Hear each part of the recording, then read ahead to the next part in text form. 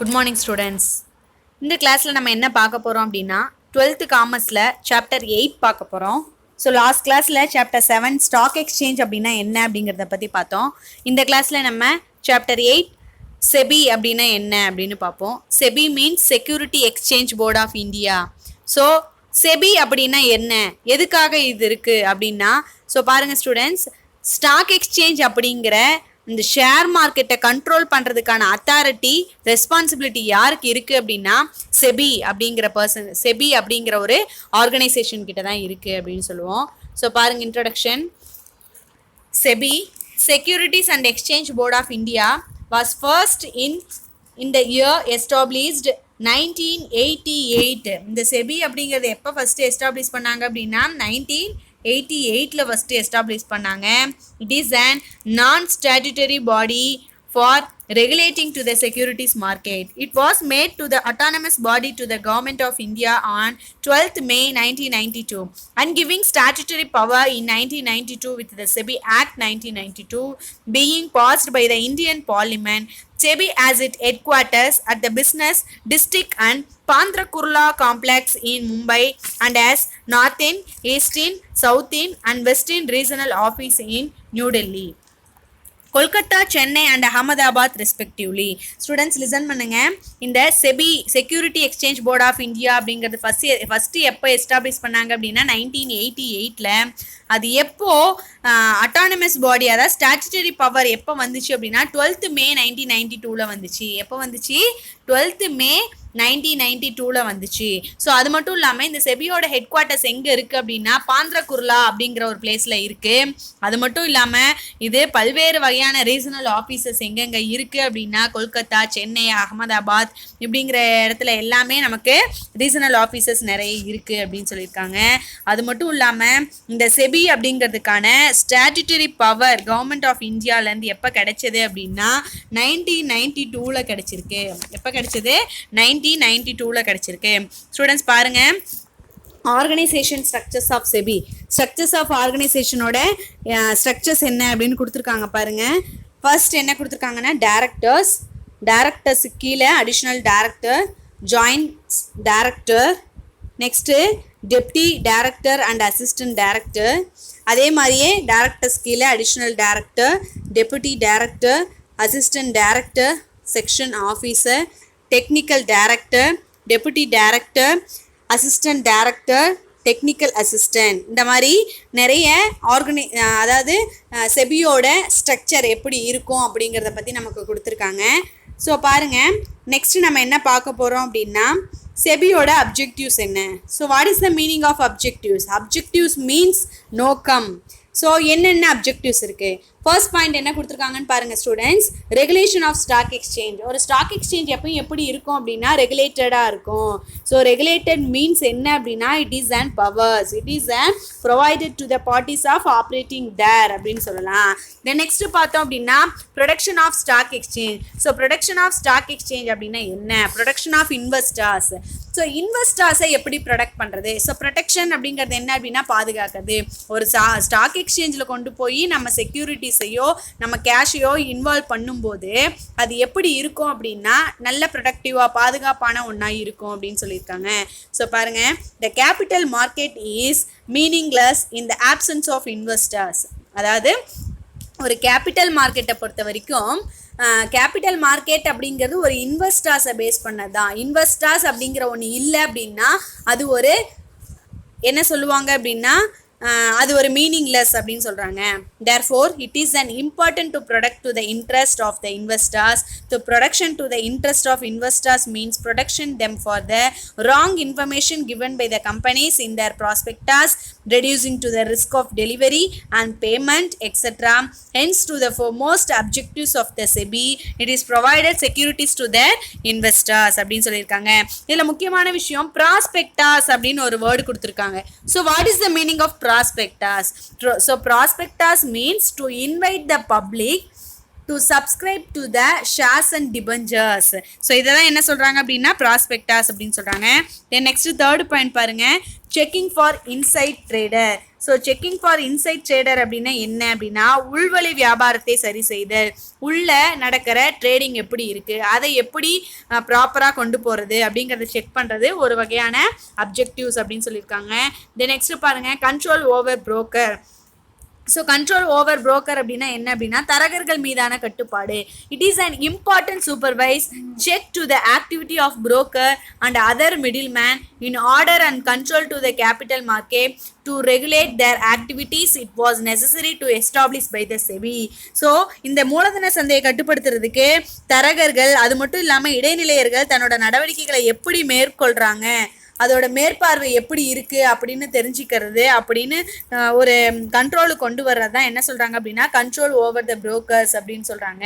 Then next topic நமக்கு என்ன கொடுத்துருக்காங்கன்னு பாருங்கள், functions of SEBI. So function அப்படின்னா என்ன அப்படின்னா அதோட பணிகள். ஸோ அதோட பணிகள் எப்படி இருக்கும்? ஸோ பாருங்கள் student, securities and exchange board of India அதோட functions frequency observed SEBI. So பாருங்கள் ஃபர்ஸ்ட் ஃபங்க்ஷன் என்ன கொடுத்துருக்காங்கன்னு பாருங்கள் students, safeguard to the interest of investor. Interest, அதாவது இன்வெஸ்டர் எந்த அளவுக்கு மணி இன்வெஸ்ட் பண்ணுறாங்களோ அந்த மணியை எப்படி சேஃப்கார்டாக வச்சுக்கிறது, இது ஒன் ஆஃப் த ஃபங்க்ஷன்ஸ் அப்படின்னு சொல்லியிருக்காங்க. தென் நெக்ஸ்ட் பாயிண்ட் என்ன கொடுத்துருக்காங்க பாருங்கள், regulating and controlling to the business. அந்த பிஸ்னஸை எப்படி ரெகுலேட் பண்ணுறது, அந்த ஸ்டாக் எக்ஸ்சேஞ்சில் இருக்கிற பிஸ்னஸை எப்படி ரெகுலேட் பண்ணுறது, எப்படி கண்ட்ரோல் பண்ணுறது. Regulation to the broker and sub broker. So broker registration இருக்கா, சப் புரோக்கரோட ரிஜிஸ்ட்ரேஷன் இருக்கா அப்படின்னு தெரிஞ்சுக்கிறது. தென் நெக்ஸ்ட் என்ன கொடுத்துருக்காங்க, conduct inspection and enquiries. So நிறைய நம்ம என்ன பண்ணணும் அப்படின்னா ஒரு செபி வந்து ஸ்டாக் எக்ஸ்சேஞ்சில் இன்ஸ்பெக்ஷனோ இன்கொயரிஸோ நிறைய பண்ணணும். அப்போ தான் இன்டர்மீடியரிஸோட செல்ஃப் ரெகுலேட்டிங் ஆர்கனைசேஷன் எப்படி இருக்குது அப்படிங்கிறத தெரிஞ்சுக்க முடியும் அப்படின்னு சொல்கிறாங்க. தென் நெக்ஸ்ட் பாருங்கள், barring insider trading in securities. So barring insider ட்ரேடிங்னா என்ன அப்படின்னா அவங்களுக்குள்ளேயே அவங்க ட்ரேடிங் பண்ணுறதை என்ன பண்ணணும் அப்படின்னா கட்டுப்படுத்தணும் அப்படின்னு சொல்லியிருக்காங்க. தென் நெக்ஸ்ட் பாருங்கள், prohibit descriptive and unfair method. So இந்த இடத்துல அன்ஃபேர் அப்படின்னு ஒரு வேர்டு கொடுத்துருக்காங்க. அன்ஃபேர் அப்படின்னா என்னென்னா முறையில்லாத ஒரு பிஸ்னஸ் நடந்தது அப்படின்னா அதை வந்து என்ன பண்ணணும் அப்படின்னா ரெக்டிஃபை பண்ணணும். அது ஒரு செபியோட ஃபங்க்ஷன் அப்படின்னு சொல்லலாம். The next sixth point என்ன கொடுத்துருக்காங்கன்னு பாருங்க, registering and controlling to the functioning of stock broker, sub broker, share transfer agent, banker, trustee, registrar, merchant banker, underwriter, portfolio manager, investment advisor and various other intermediaries who might to be linked to the security market in any manner. So இதில் என்ன சொல்லியிருக்காங்கன்னு பாருங்க students, இவங்க எல்லாருமே, அதாவது ஒவ்வொருத்தராக அதில் mention பண்ணியிருக்காங்க பாருங்க, பேங்கர், ஸோ வங்கியர், அறக்காவலர், பதிவாளர், வணிக வங்கியாளர், கீழ்நிலைப்பாளர், போர்ட்ஃபோலியோ மேலாளர், முதலீட்டு ஆலோசகர், இந்த மாதிரி எந்த ஒரு விதத்திலையும் தன்னோட பத்திர சந்தையோட தொடர்பு படுத்தி பல்வேறு இடைத்தரகர்கள் ஆகியோர்களின் பதிவு மற்றும் செயல்பாடுகளை கட்டுப்படுத்துவது ஒரு செபியோட ஃபங்க்ஷன் அப்படின்னு சொல்லியிருக்காங்க. தென் நெக்ஸ்ட் பாருங்க என்ன கொடுத்துருக்காங்கன்னு, SEBI issued to the guideline and instruction to the business concern capital issue. So SEBI தான் யாருக்கு ஒரு கைட்லைனை கொடுக்குறாங்க அப்படின்னா ஸ்டாக் எக்ஸ்சேஞ்சுக்கு ஒரு கைட்லைன்ஸ் கொடுக்குறாங்க. அந்த கேபிட்டல் இஷ்யூஸ் எப்படி இருக்கணும், அதோட செப்பரேட் கைட்லைன் இண்டிவிஜுவலாக கொடுக்கறது யார் அப்படின்னா SEBI தான் அப்படின்னு சொல்லியிருக்காங்க. Then next seventh point என்ன கொடுத்துருக்காங்கன்னு பாருங்க, SEBI regulate to the merger and acquisition as a way to protect to the investors. For this SEBI is released appropriate guidelines with the intention to search merger and takeover won't be at the expenses of small investors. So இதில் என்ன சொல்லியிருக்காங்க அப்படின்னா ஒவ்வொரு வெளியீட்டில் அந்த மூலதன வெளியீட்டில் ஈடுபட்டிருக்கிற ஒவ்வொரு தொழில் நிறுவனங்களுக்கும் SEBI தான் ஒரு மிகச்சிறந்த ஒரு வழிகாட்டுதலாக இருக்குது அப்படின்னு சொல்லியிருக்காங்க. அது மட்டும் இல்லாமல் நிறுவனத்தில் இருக்கிற பிரச்சனைகள் இது எல்லாத்தையும் SEBI வந்து என்ன பண்ணுது அப்படின்னா தனித்தனியே இண்டிவிஜுவலாக பிரித்து அவங்க கான்சன்ட்ரேட் பண்ணிக்கிறாங்க அப்படின்னு சொல்கிறாங்க. தென் நெக்ஸ்ட் பாயிண்ட் என்ன கொடுத்துருக்காங்கன்னு பாருங்கள், registration and controlling function for collective investment scheme such as mutual fund. So இதில் என்ன சொல்லியிருக்காங்க, மியூச்சுவல் ஃபண்ட் அப்படின்னா என்ன அப்படின்னா பரஸ்பர நிதி அப்படின்னு சொல்லுவாங்க. ஸோ இந்த பரஸ்பர நிதி எதுக்கு அப்படின்னா கூட்டு முதலீட்டு திட்டத்தின் செயல்பாட்டை பதிவு செய்தல் மற்றும் கட்டுப்படுத்துதல் பணியை மேற்கொள்வது தான் மியூச்சுவல் ஃபண்ட் அப்படின்னு சொல்லியிருக்காங்க. இது வந்து என்ன கிரியேட் பண்ணுறாங்க அப்படின்னா ஒரு கைட்லைன்ஸ், இந்த மியூச்சுவல் ஃபண்டை கிரியேட் பண்ணுறதுக்கு செபி தன்னோட கைட்லைன்ஸை கொடுத்துட்ருக்கு அப்படின்னு சொல்லியிருக்காங்க. தென் நெக்ஸ்ட் பாருங்கள் என்ன கொடுத்துருக்காங்கன்னு, promoting self regulatory organisation of intermediaries, it has extensive legal power. இதுக்கு என்ன இருக்குது, இது ஒரு லீகல் பவர், எக்ஸ்டென்சிவான லீகல் பவரை கொடுக்கறது எது அப்படின்னா செபி தான் அப்படின்னு சொல்லியிருக்காங்க. அது மட்டும் இல்லாமல் மோட்டிவ் ஃபினான்ஷியல் இன்டர்மீடியரிஸுக்கு ஒரு ஃபினான்ஷியல் இன்டர்மீடியரிஸை மோட்டிவ் பண்ணுறாங்க. நெக்ஸ்ட் பாருங்கள், carry out steps in the order to develop to the capital market by having accompanying approaches அப்படின்னு கொடுத்துருக்காங்க. அதாவது இதில் என்ன சொல்லியிருக்காங்க அப்படின்னா மூலதன சந்தையை மேம்படுத்துறதுக்கு தன்னோட அணுகுமுறையை எப்படி வளர்த்துக்கிறது அப்படிங்கிற ஒரு படிநிலையை மேற்கொள்றதுக்கு ஒரு கைட்லைன்ஸை கொடுக்கறதா செபி அப்படின்னு சொல்லியிருக்காங்க. Then next provide appropriate training to financial intermediary. So financial இன்டர்மீடியரியை அப்ராப்ரியேட் பண்ணுறது எது அப்படின்னா செபி தான். The next, living fees and any other type of charges to carry out to the purpose of act. இதில் என்ன சொல்லியிருக்காங்க அப்படின்னா இந்த அதாவது ஒரு சில வகையான விஷயத்தை நிறைவேற்றுறதுக்கு சில வகையான ஃபீஸ் தேவைப்படும் இல்லையா, அந்த மாதிரி எந்த விதமான ஃபீஸும் இதில் இந்த செபியோட கண்ட்ரோல்குள்ளே கொண்டு வரும்போதே அது எல்லாமே அடங்கிரும் அப்படின்னு சொல்கிறாங்க. தென் நெக்ஸ்ட் பாருங்கள், performance functioning to may the assigning to the central government of India. இது யாரோட கண்ட்ரோலில் இருக்குது அப்படின்னா சென்ட்ரல் கவர்மெண்ட் ஆஃப் கண்ட்ரோலில் தான் இது இருக்குது அப்படின்னு சொல்கிறாங்க. ஸ்டூடெண்ட்ஸ் நெக்ஸ்ட் பாருங்கள், powers of SEBI. So powers அப்படின்னா என்ன, அப்படின்னா அதிகாரங்கள் அப்படின்னு சொல்லுவாங்க. ஸோ என்னென்ன அதிகாரங்கள் இருக்குது ஃபஸ்ட்டு பாருங்கள், powers relating to the stock exchange and intermediaries stock எக்ஸ்சேஞ்சில் எப்படி இருக்காங்க, எப்படி இருக்கணும் அப்படின்னு சொல்கிறதுக்கான அதிகாரம் யாருக்கு இருக்குது அப்படின்னா செபி கிட்ட தான் இருக்குது அப்படின்னு சொல்கிறாங்க. தென் நெக்ஸ்ட்டு பாருங்கள், powers to impose monetary penalty. So monetary penalty அப்படின்னா என்ன அப்படின்னா நாணய அபராதம். ஸோ ஏதாவது தவறுகள் நடந்தாலோ இல்லை ஏதாவது பிரீச் ஆஃப் அக்ரிமெண்ட், தன்னோட அக்ரிமெண்ட்டை மீறும் போது என்ன பண்ணுவாங்க அப்படின்னா செபி தன்னோட பெனால்ட்டியை ப்ரொடியூஸ் பண்ணுறதுக்கான ஒரு அத்தாரிட்டி யாருக்கு இருக்குது அப்படின்னா செபிக்கு இருக்குது.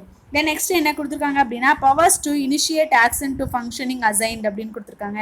அதாவது பணியிடங்களின் செயல்பாடுகளை தொடங்குவதற்கான அதிகாரம், எந்த இடத்துல என்ன ஜாபை பண்ணணும், என்ன ப்ரொசீஜரை ஃபாலோ பண்ணணும் அப்படின்னு சொல்கிறது யார் அப்படின்னா செபி தான் அப்படின்னு சொல்லியிருக்காங்க. தென் நெக்ஸ்ட் என்ன கொடுத்துருக்காங்க அப்படின்னா powers to regulate inside trader. So inside trader அப்படின்னா என்ன அப்படின்னா அந்த பிஸ்னஸுக்குள்ளே என்ன நடக்குது, அந்த பிஸ்னஸுக்குள்ளே போய் அவங்க எல்லா ரூல்ஸ் அண்ட் ரெகுலேஷனை பார்க்கறதுக்கான ரைட்ஸ் யாருக்கு இருக்குது அப்படின்னா செபிக்கு தான் இருக்குது அப்படின்னு சொல்கிறாங்க. தென் நெக்ஸ்ட் 5th பாயிண்ட் பாருங்கள், power under securities contract act. இது வந்து அந்த பவர்ஸ் வந்து என்ன செக்யூரிட்டிஸ் கான்ட்ராக்ட் ஆக்டில் படி இருக்குது அப்படின்னா 1994 delegating several powers under the securities contract act to the SEBI. So இது எப்போ மேம் ஸ்டார்ட் பண்ணாங்க அப்படின்னா 13th September 1994 ஃபஸ்ட்டு ஸ்டார்ட் பண்ணாங்க. SEBI is also empowered to the financial ministry to nominate 3 members on the government body to every stock exchange. ஒவ்வொரு stock எக்ஸ்சேஞ்சிலையும் 3 government member இருப்பாங்க. அதுவுமே யார் அப்படின்னா சென்ட்ரல் கவர்மெண்ட் மெம்பர், மினிஸ்ட்ரி லெவலில் இருக்கிறவங்கன்னு சொல்கிறாங்க. தென் நெக்ஸ்ட் 6th பாயிண்ட் என்ன கொடுத்துருக்காங்க பாருங்கள், powers to regulate business of stock exchange. So ஒரு பிஸ்னஸ் எந்த பொசிஷனில் போகுது, அதை எப்படி ரெகுலேட் பண்ணுறது அப்படிங்கிறதுக்கான பவர் யாருக்கு இருக்குது அப்படின்னா செபிக்கு இருக்குது அப்படின்னு சொல்லியிருக்காங்க. SEBI is also empowered to regulate the business stock exchange, intermediaries associated with the security market as well as mutual fund, fraudulent to unfair trade practice relating to the securities and regulating of acquisition of shares and takeover of the company. So இதில் ஏதாவது fraudulent இருந்தாலோ unfair trade இருந்தாலோ அதை rectify பண்ணுறது எது அப்படின்னா இந்த SEBI தான் ரெக்டிஃபை பண்ணுது. ஸோ எதில் இருக்கிற unfair ட்ரேடும் எதில் இருக்கிற fraudulent அப்படின்னா ஸ்டாக் எக்ஸ்சேஞ்சில் இருக்கிறது.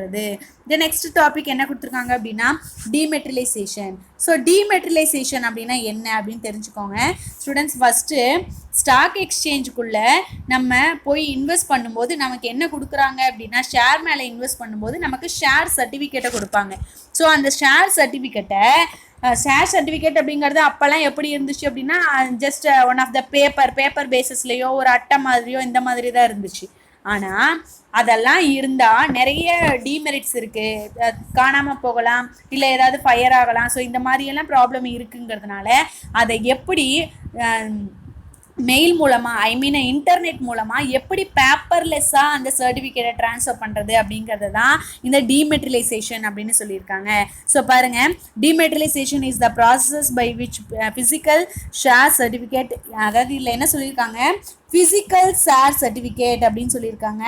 ஸோ பாருங்கள், physical share certificate to investor are taken அப்படின்னு கொடுத்துருக்காங்க இல்லையா. ஸோ இது என்ன அப்படின்னா, இட் இஸ் அண்ட் பேப்பர்லெஸ் அப்படின்னு சொல்லுவாங்க. Creditor to the investor, account to the depository participate. இந்த டீமெட்ரியலைசேஷன் எதில் மேம் ஃபாலோ பண்ணுவாங்க அப்படின்னா, எல்லா டைப் ஆஃப் அக்கௌண்ட்டில், கரண்ட் அக்கௌண்ட்லையுமே. பாருங்கள், dematerialisation is done to the request of investors. Investors will first have to open to account with the DP, depository participate அப்படிங்கிற ஒரு அக்கௌண்ட்டை ஓப்பன் பண்ணிக்குவாங்க. This request to the dematerialisation of certificate through the DP. Purchase made by the investors are creditor to is account to sale or debitor. The securities held to the dematerialization from the fungible. In other words, they do not have to different features. Dematerialization shares do not have any distinctive number. இதுக்கு என்ன கிடையாது அப்படின்னா, எந்த விதமான number, ஒரு வரிசை நம்பர்களும் கிடையாது அப்படின்னு சொல்கிறாங்க. All the holding and particular securities will be identical and interchangeable. So இது என்ன பண்ண முடியும், இன்டர்சேஞ்சபிள் பண்ணிக்க முடியும். Trading is and dematerialization share commenced to the NSE December 1996. இது எப்போ வந்தது அப்படின்னா, NSEக்கு 1996ல வந்துச்சு. Where Reliance Industry was to the first company to trade 100 share to demat form. முதல்ல என்ன பண்ணியிருக்காங்க அப்படின்னா, ரிலையன்ஸ் இண்டஸ்ட்ரி இருக்கு இல்லையா, இந்த ரிலையன்ஸ் இண்டஸ்ட்ரி தான் ஃபர்ஸ்ட் கம்பெனி. எப்படி 100 ஷேர் வாங்கி டீமெட்ரியலைசேஷன் ஃபார்மை யூஸ் பண்ணி 100 ஷேர் வாங்கினது யார் அப்படின்னா, இந்த ரிலையன்ஸ் கம்பெனி தான் அப்படின்னு சொல்கிறாங்க. இது எப்போ மேம் அப்படின்னா, டிசம்பர் 1997ல். பாருங்கள் ஸ்டூடெண்ட்ஸ், 1996ல் நமக்கு என்ன ஆச்சு அப்படின்னா, டீமெட்ரியலைசேஷன் ஃபார்ம் கிரியேட் ஆச்சு. அதுக்கப்புறம் 1997ல் தான் அந்த ரிலையன்ஸ் கம்பெனி 100 ஷேரை வாங்கியிருக்காங்க. தென் நெக்ஸ்ட் பாருங்கள், பெனிஃபிட்ஸ் ஆஃப் டீமெட்ரியலைசேஷன். டீமெட்ரியலைசேஷனோட பெனிஃபிட்ஸ் என்ன? ஸோ ஃபஸ்ட்டு என்ன பெனிஃபிட் இருக்குது பாருங்கள், இந்த risk pertaining to physical certificate like loss theft. So நம்ம சொன்னாலே ஆரம்பத்திலேயே லாஸ் ஆகாது, இந்த தொலைஞ்சி போகாது, ஏதாவது எங்கேயா கொண்டு போய் மறந்துட்டோம் அப்படிங்கிற ஒரு ப்ராப்ளம் இருக்காது, எந்த விதமான டேமேஜஸும் இருக்காது அப்படின்னு சொல்கிறாங்க. இது ஃபர்ஸ்ட் பெனிஃபிட். தென் செகண்ட் பாருங்கள், the lack of paperwork enable to the quicker transaction. இது பேப்பர் ஒர்க் இல்லை அப்படிங்கிறதுனால இந்த டிரான்சாக்ஷன் எப்படி இருக்கும் அப்படின்னா, குயிக்காக நடந்துரும் அப்படின்னு சொல்கிறாங்க. தென் நெக்ஸ்ட் தேர்ட் டாபிக் என்ன கொடுத்துருக்காங்க, trading has and become more convenient as one can trade through computers at any location. Computer எந்த லொக்கேஷனில் இருக்கோ அந்த இடத்துல இந்த டீமெட்ரியலைசேஷன் ஃபார்மை கிரியேட் பண்ணிக்கலாம். தென் அடுத்த பாயிண்ட் என்ன கொடுத்துருக்காங்க, the shares are to the creditor through merger and consolidate of companies are creditor automatically in demat account. நீங்கள் ஒரு கம்பெனியில் போய் ஒரு ஷேர் மார்க்கெட்டில் போய் ஷேரை வாங்கும்போது நம்ம வெயிட் பண்ணி வாங்கணும், ஷேர் சர்டிஃபிகேட்டை வாங்கணும் அப்படிங்கிற அவசியம் இல்லை. அது வாங்கின உடனே உங்கள் டிமெட் அக்கௌண்ட்டுக்கு என்ன ஆகும் அப்படின்னா, அது கிரெடிட் ஆயிரும் அப்படின்னு சொல்கிறாங்க. As all the transaction அக்யூர் through to the depository participate. இந்த இன்டர்நெட் மூலமாக, இந்த இமெயில் மூலமாக அனுப்புறதுனால இந்த டிரான்சாக்ஷன் எப்படி இருக்கும் அப்படின்னா, அக்யூரேட்டாக இருக்கும் அப்படின்னு சொல்கிறாங்க. இந்த next, there is no need to the stamp duty. இந்த இடத்துல என்ன தேவையில்லை அப்படின்னா, ஸ்டாம்ப் டியூட்டி எதுவுமே தேவையில்லை. ஸோ ஈஸியாக என்ன பண்ணிடலாம் அப்படின்னா, அந்த செக்யூரிட்டிஸை ட்ரான்ஸ்ஃபர் பண்ணிடலாம். Then next, certain banks also permit holding to the both equity dept securities and single account. Single account இருந்தாலே போதும். எதுக்கு பர்மிட் பண்ணுறாங்க அப்படின்னா, இந்த டிமெட்ரியலைசேஷனுக்கு பர்மிட் பண்ணுறாங்க. Then next, bank also provide dedicated and trained customers care offer to assist through all the procedure. So இதில் என்ன சொல்லியிருக்காங்க அப்படின்னா, அதாவது ஒவ்வொரு வங்கியிலையுமே தன்னோட நடைமுறைகள் வாடிக்கையாளர்களுக்கு எப்படியெல்லாம் உதவுறது அப்படிங்கிறத பற்றி நிறைய வாடிக்கையாளருக்கு சொல்லி கொடுத்துட்ருக்காங்க. தென் நெக்ஸ்ட்டு பார்த்தா, a demat account holder can buy and sell amount to the share, however to limit number of transaction doing using physical securities. So இதில் முக்கியமாக ஒரு பாயிண்ட் என்ன சொல்லியிருக்காங்க அப்படின்னா, இந்த டிமெட்ரியலைசேஷன் அக்கௌண்ட் வச்சிருக்கிறவங்க எந்த அளவுக்கு பங்குகளை வாங்கவோ விற்கவோ முடியும் அப்படின்னா, இது ஒரு காகிதமில்லா பேப்பர், அதாவது பேப்பர்லெஸ் அப்படிங்கிறதுனால இதுக்கு ஒரு எண்ணிக்கை வரம்பு இருக்குது. லிமிட்டேஷன் படி தான் இந்த ஷேர்ஸை வாங்கணும் அப்படிங்கிற ஒரு ரூல்ஸ் இருக்குது. One can also choose to the taken loan against to the securities to help demat account by offer to the collateral to the lender. அதாவது கடன் வழங்குபவருக்கு ஒரு இணைப்பாக வழங்குவதன் மூலம் ஒரு புறத்தோற்றமற்ற பத்திர கணக்கு வைத்திருப்பவர் கணக்கில் நடைபெறும் பத்திரங்களை எதிராக கடன் வழங்குகிறார். இந்த டிமெட்டலைசேஷன் வச்சிருக்கும் போது என்ன ஆகுது அப்படின்னா ஈஸியாக லோனை நம்ம வாங்குறதுக்கு ஒரு யூஸ்ஃபுல்லாக இருக்குது அப்படின்னு சொல்கிறாங்க. ஸ்டூடெண்ட்ஸ் நெக்ஸ்ட் பாருங்கள் என்ன கொடுத்துருக்காங்க அப்படின்னா what is and demat account. Demat account அப்படின்னா என்ன? A demat account holders all the shares are purchase to electronical. So students திரும்ப பாருங்கள். A demat account holders all the shares that are purchased in electronic and dematerialization form. Basically, demat account is to the shares what to the bank type to money linked to the bank account demat holders to certificate to financial instrument like shares வாங்கினாலோ bond வாங்கினாலோ government securities வாங்கினாலோ mutual fund இந்த மாதிரி எது transfer பண்ணாலும் நம்ம எதை use பண்ணிக்கலாம் அப்படின்னா டிமெட் அக்கௌண்ட்டை யூஸ் பண்ணிக்கலாம். So demat account is and electronic bases electronic purchase purpose அப்படின்னு சொல்லலாம். தென் நெக்ஸ்ட் பாருங்கள் என்ன கொடுத்துருக்காங்க அப்படின்னு எப்படி நீங்கள் டிமெட் அக்கௌண்ட்டை ஓப்பன் பண்ணலாம் அப்படிங்கிறதுக்கு நிறைய ப்ரொசீஜர் கொடுத்துருக்காங்க.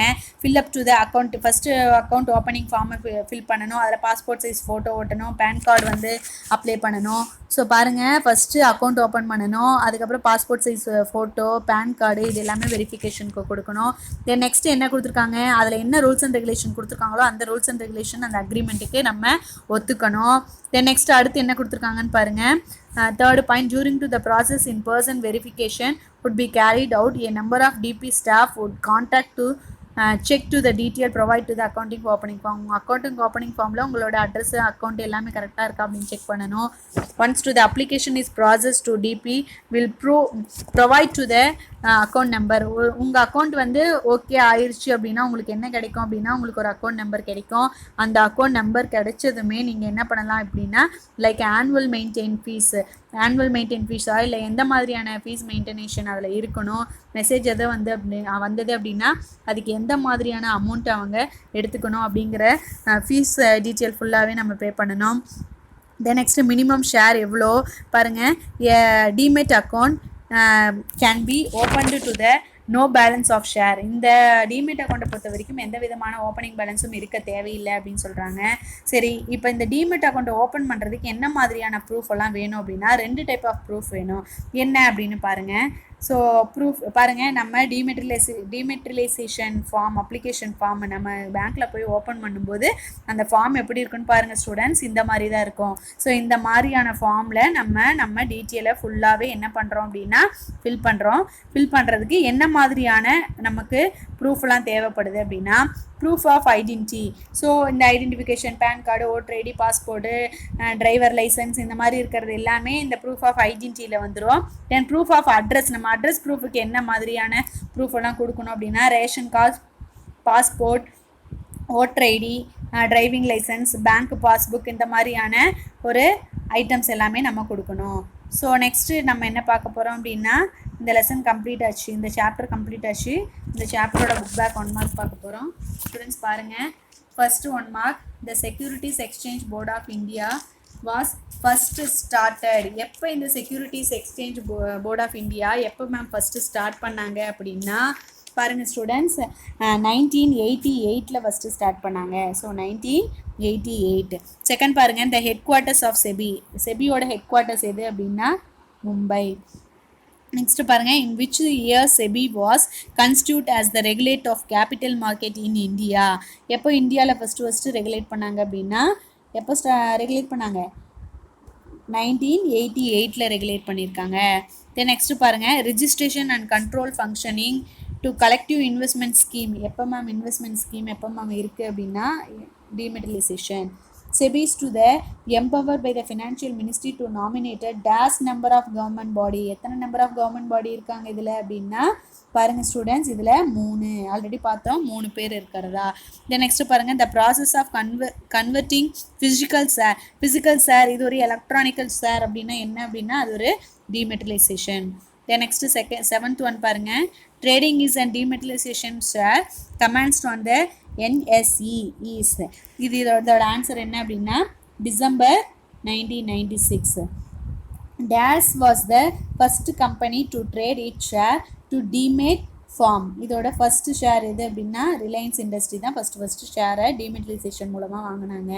ஆல்ரெடி பார்த்தோம் எந்த வருஷம் வாங்கினாங்க, 1997 வாங்கினாங்க.